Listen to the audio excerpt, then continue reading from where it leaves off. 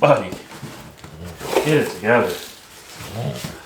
Hey everybody, my name's Nick, this is Walter, and welcome back to the shop. I recently made a TV stand for my living room, and I featured some sliding doors in the construction of it. And those doors are just 1/4-inch pieces of plywood that slide in a groove. And I ended up making that groove on the table saw, but the entire time I was thinking, man, I should really have a router table to do this. So I wanted to thank this week's sponsor, Rockler, for providing the router table. What's so funny? Dude, you've got like 900 subscribers. Who do you think is sponsoring you? Okay, A, that's a little rude. And B, they can't be that expensive. How much do they cost? It's bad. Well, I guess we're building a router table today. I am incredibly sorry for that poor sense of humor. I know there's a lot of router videos on YouTube, so thank you for clicking on this one.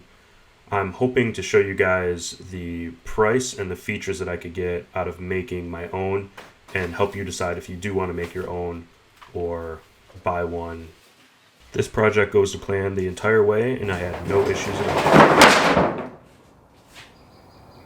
Okay, but really, I ripped plywood down to oversized pieces with my track saw, cut them to the final width with the table saw, and then cross-cut them again to final length with my track saw. This is the most efficient way I've found to work with plywood in my 12x20 shop.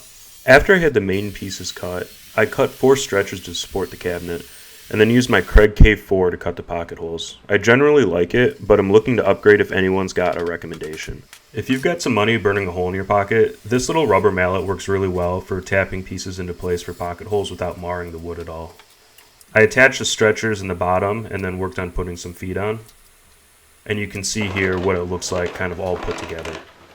The next thing I did was use this rabbiting bit to put a recess into the back of the cabinet.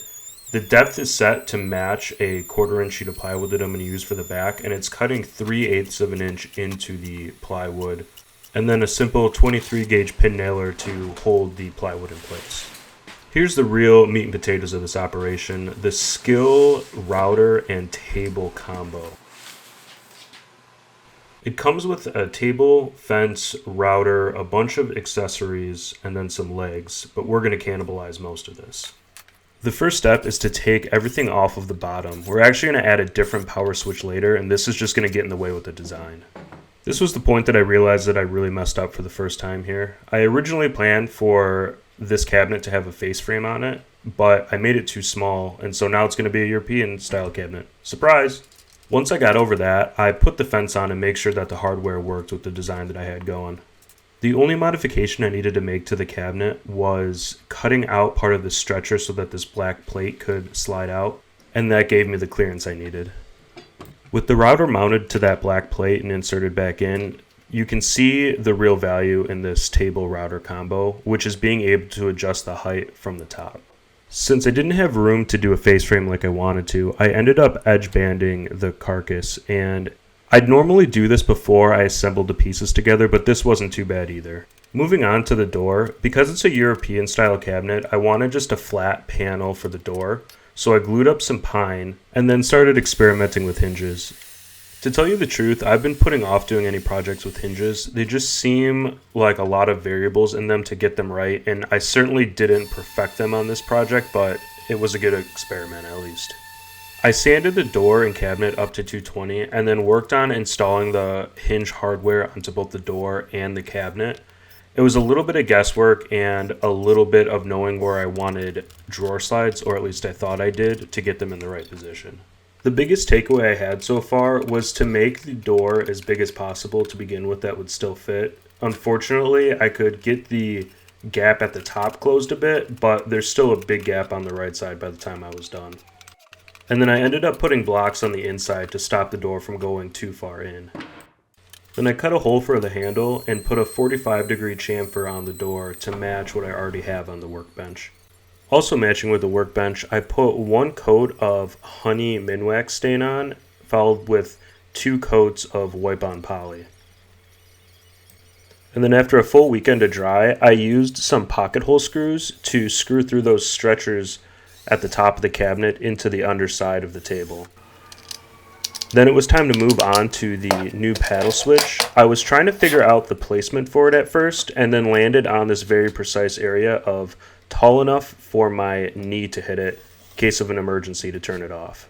With the outside pretty much done, I turned my attention to the inside, starting with a box to enclose the router. This is going to be a key part of the dust collection we're going to add in later.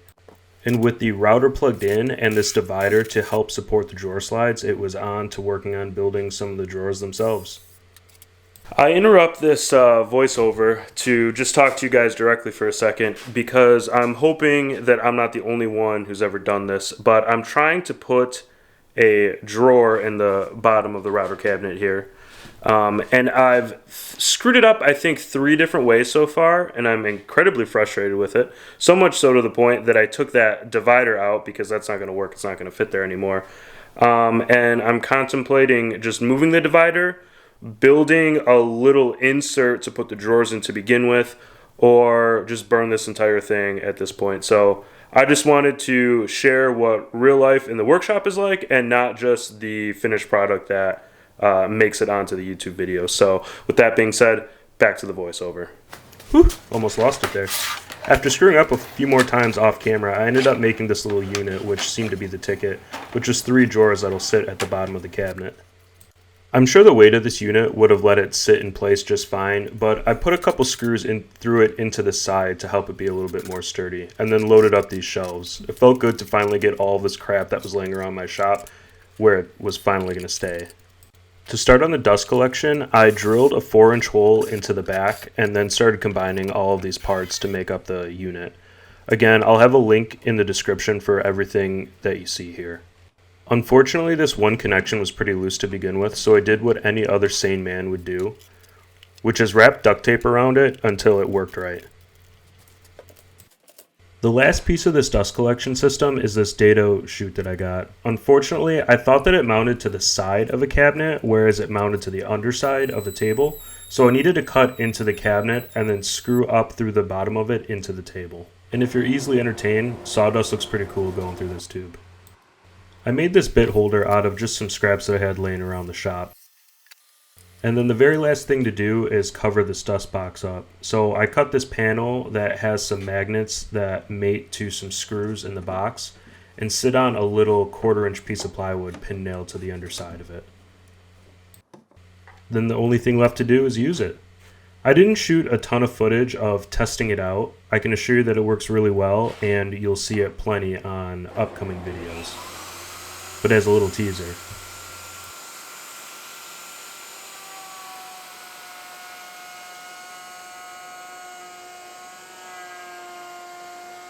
I know it's a cliche thing to say in a woodworking video, but I'm really happy with how this turned out. I think that it's a good compromise between the features that you want in a router table and the price that you want to pay for router table parts. And with that, have fun building. Okay.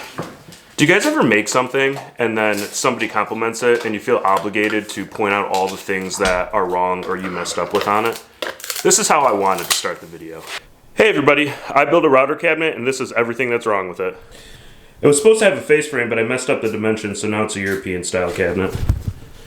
You see the reveal over there? This one looks like. As I built it too big, you can see the edges of the plywood right here. I thought that this dust port just mounted on the side as opposed to underneath, so I had to cut a hole out so that it could mount underneath there. This fitting doesn't actually line up with the Dust Right one, so I had to put duct tape around it to take up more space to make it fit better. And when we get inside, these drawers took 6 different attempts between everything I tried to get the kick out from the wall using materials that I had. It took about 24 hours and lots of swear words. The router box, I intended to just hold up with magnets, which works okay for keeping it in line, but it kept falling down, so I had to put a 1/4-inch plywood at the bottom. So let this be a lesson that even when a YouTube video looks like it went well, things can look a lot different up close in person than they do on the video. Thanks for watching and hope to see you back next time.